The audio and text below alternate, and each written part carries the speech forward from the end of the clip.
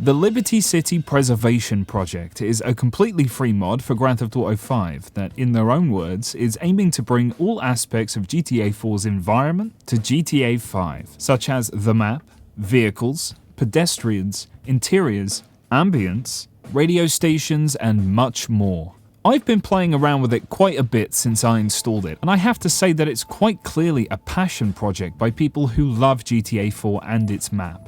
As someone who loves GTA 4, I've been looking at this map all over to check every nook and cranny. The attention to detail in this mod is second to none, and there's a lot that I want to talk about in this video without it getting too long. The mod is available to download through the World Travel Discord, which I'll leave a link to down in the description. So what does the Liberty City Preservation Project have in store? Well, of course, on the very basic level, it brings GTA 4's map into GTA 5. This isn't the first attempt at this, however, as you may well know. So what makes this version any different? Well, the city is alive. There are people living their lives, driving about in cars, as well as populating interiors. The textures have been updated and upscaled to improve their quality while remaining completely faithful to the original. And then there's also the incredible attention to detail, which we will get to shortly. With the mod installed, you can head over to the airport in Los Santos to get the option to fly to either Liberty City or North Yankton.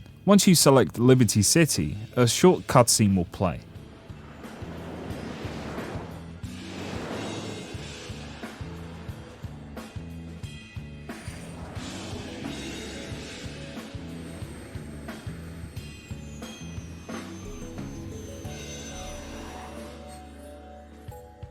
When it's time for you to head back, come back to Francis International to buy a ticket back to Los Santos.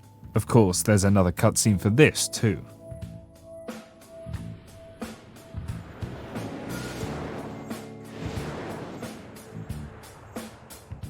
Alternatively, you can drive any vehicle you want to the docks and pay a fee to transport yourself and your car to Liberty City. This of course works the other way around too.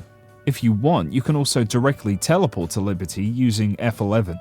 With this mod, you also get a working minimap and pause menu that gives you a GTA 5 style version of Liberty City. On the map are some notable locations that you can visit, including fast food restaurants like Burger Shots and Cluckin' Bells, clothing stores like Perseus, bars like Comrades, the Steinway Beer Garden, and others that you can visit. There are even internet cafes marked here, as well as the Bank of Liberty. You can use your GPS to safely navigate to these places too. They've also included all of the radio stations from GTA 4, all added alongside the regular stations from GTA 5. Alongside porting GTA 4's map, we also have GTA 4's vehicles, which populate the map with some more modern vehicles sprinkled in for good measure. Even the old buses are back in all their glory, except this time they're finally in use, so you'll see them driving around the city. They're not the only buses in the game though, because there are school buses roaming the city too, no longer reduced to lifeless wrecks in the junkyard. The same taxis from GTA 4 are also back, and there's a lot of them driving around as usual. Some of them have also been updated with newer details. Some of the old police cars are still in use too, though the police force has mostly moved on to the use of more modern police vehicles since we were last here, with a wide variety of vehicles in use. All of the vehicles in Liberty also have appropriate license plates, and they're not all the same. As I mentioned before, NPCs are everywhere, and I haven't encountered many bugs relating to them, besides a few of them sitting in places that don't look overly comfortable. The integration is very well done. Police are also in the correct uniform, and some of them still hang out in the same spots as they did back in 2008. Some things never change.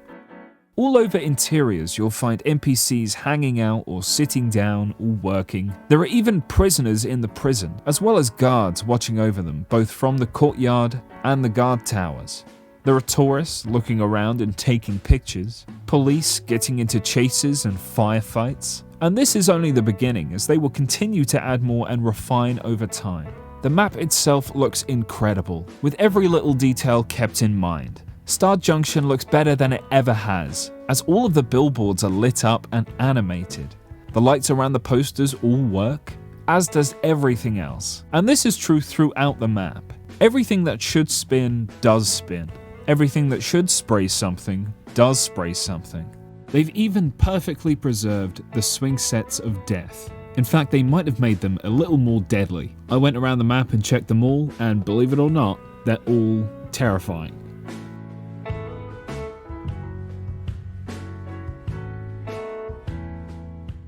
Overall, the map feels exactly as it should, and with the added fidelity of GTA 5, Liberty City just looks gorgeous.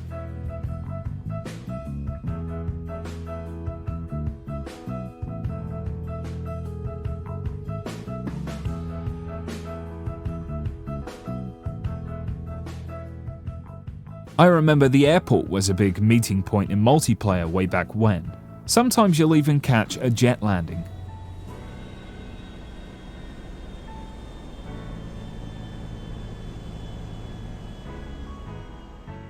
Happiness Island looks better than it ever has, and if you're wondering about the statue, don't worry, her heart's in the right place. Every part of this map feels like it's been shown the love and care that it deserves. And this is only in early access. As I mentioned before, the textures in the mod have been upscaled using some kind of AI, so some of the text has come out a little garbled, but overall, the upscaling does a fine job. This mod brings over everything from Liberty City into GTA 5, and I mean everything. Every interior that you see in GTA 4 is here, but they're not all accessible. The ones that are accessible are the various apartments that you have in the game, some of which have elevators that you can use to access them, as well as the safe houses from both DLCs, including the Lost Clubhouse in all of its glory, and Luis Lopez's apartment. But of course, there's so much more than that, so I'll just show you them now.